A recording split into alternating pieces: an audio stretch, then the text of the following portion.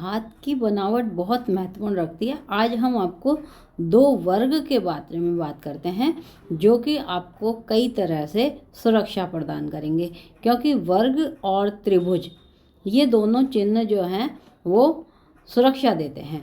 अगर हाथ की स्थिति इस प्रकार की हो, आपकी दिख रही है, ये एक छोटा और वर्गाकार हाथ है, लेकिन इसकी अंगुलियां इस तरह की जब होती हैं तो व्यक्ति अनुशासन वाला होता है। अब इसमें आपको 2 चीज़ें विरोधाभास दिखाई देंगी। ये देखिएगा, शुक्र क्षेत्र बढ़ा हुआ है।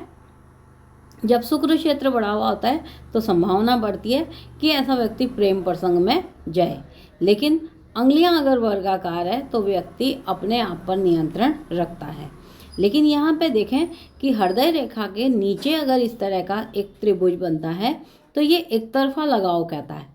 अब यहाँ पर 2-3 विरोधाभास स्थितियाँ हैं कि हाथ ऐसा है, शुक्र प्रधान है, लेकिन इस तरह के जो 2 साइन हम बताने जा रहे हैं कि वर्ग का चिन्ह अगर यहाँ पर आ जाए, देखिएगा कि पहले तो क्या होता है, ये अंगुली अगर छोटी हो तो पत्नी और पुत्र के सुख में कमी होती है।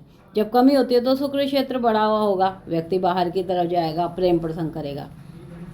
ये अंगुली लंबी होती है, रिस्क वाले काम करेगा, जैसे शेयर मार्केट, सट्टा। लेकिन अगर अंगुलियों के पर्व नुकीले हुए तो वो व्यक्ति जाएगा, लेकिन अगर अंगुलियों के पर्व इस तरह के हुए तो वो रुकेगा।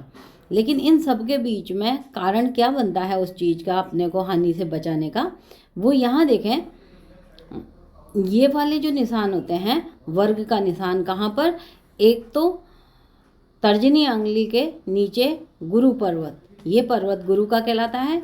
इस पर्व पर अगर वर्ग का निशान बन जाए तो ऐसा व्यक्ति सामाजिक प्रतिष्ठा कभी नहीं खोता है, इन लोगों की सामाजिक प्रतिष्ठा बनी रहती है। दूसरा, अपनी अनुशासन के कारण या फिर अपने विचारों में बहने से बचने के कारण, कंट्रोल होने के कारण इस जगह भी वर्ग बन जाता है। ये क्षेत्र जो आता है ये धन का क्षेत्र होता है, ये बुध का क्षेत्र है। इसको कई लोग गलती से भी यहाँ पर बोल देते हैं ये तो पितृ होगा, नहीं, ये आपके धन की स्थिति बुध का क्षेत्र है, यहाँ बताता है। और ये होती हैं आय की रेखाएं। अगर यहाँ पर आपका वर्ग का चिन्ह बच गया तो व्यक्ति मानसिक रूप से सशक्त होते हुए, यानी कि एकदम अनुशासन प्रिय होते हुए किसी बड़ी हानि से बच जाता है। तो ये जो दोनों वर्ग के एक साथ चिन्ह आ जाते हैं ये अपने आप में बहुत उत्तम होते हैं।